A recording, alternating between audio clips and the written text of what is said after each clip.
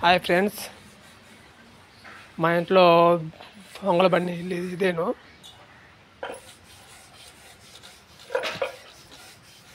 ఇదే ఫ్రెండ్స్ పొంగల్ బండి యాత్ర. మేము మామూలుగా ఇంట్లో ఉంటాము. మా అమ్మమ్మ ఇంట్లో ఉంటుంది ఫ్రెండ్స్.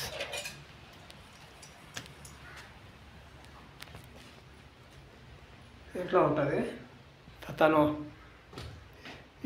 ఇంటి మీద తనకుంటే సపరేట్గా బెడ్, టీవీ, ఫ్యాను అన్నీ ఉంటాయి. రాత్రి ఏ టైంకి వచ్చేది తెలీదు.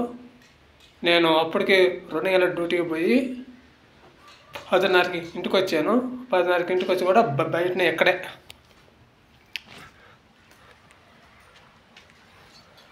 ఆ మంచం మీదే. అది నా ఇంటికి వచ్చి 11 గంటల దాకా ఆ మంచం మీద పూనుకొని 11 గంటలకి ఆ స్నానం చేసి ఇంట్లోకి వెళ్ళి పూనుకున్నాను. మరి వాళ్ళు ఏ టైం వచ్చిందో తెలీదు.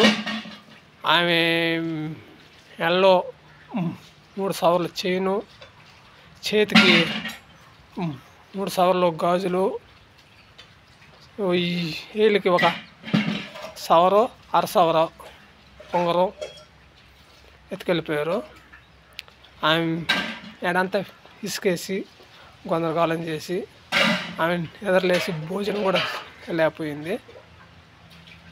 పోలీస్ స్టేషన్ పోయి కంప్లైంట్ ఇచ్చి వచ్చాం. వస్తే సిఐ గారు, ఎస్ఐ గారు వాళ్ళంతా వచ్చి ఈ ఎంక్వైరీ చేసుకొని వెళ్ళారు. మనకి ఏదైనా అనుమానం ఉన్న వాళ్ళ పేరు మీద చెప్పమన్నారు. మనకి ఏమైనా అనుమానం ఉన్న వాళ్ళు ఎవరు లేరు, కానీ ఒక వ్యక్తి ఇక్కడ తిరుగుతున్నట్టు ఉండింది. ఆ పేరు కూడా చెప్పి వచ్చాం. వాళ్ళు ఏదైనా ఎంక్వైరీ చేసి చెప్తామన్నారు. కష్టం చేసిన సొమ్ము పాపం ఇది. మొత్తం ఈ 7 సవర్ల బంగారం అంత ఉంది. చాలా బాధపడతా ఉంది. కానీ మనకి ఇక్కడ సీసీ కెమెరాలు అవన్నీ ఉన్నాయి అని అంట.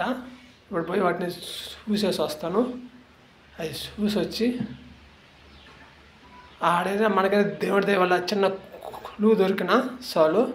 అది కానీ పోలీసు వాళ్ళకైనా అప్పగిస్తే ఇంకా వాళ్ళు చూసుకుంటారు మొత్తం విషయం అంతా.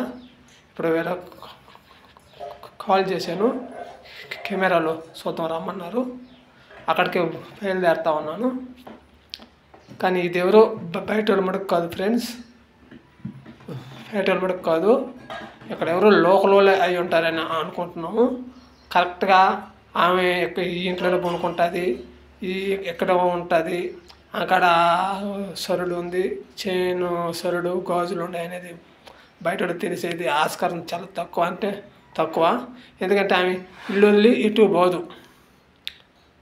అటువంటి వ్యక్తి కాడ ఇవన్నీ ఉన్నాయని బయట వాళ్ళు తెలిసేది తక్కువ ఉంటుంది. కానీ ఎక్కడ లోకల్ వాళ్ళే అనుకుంటున్నాము.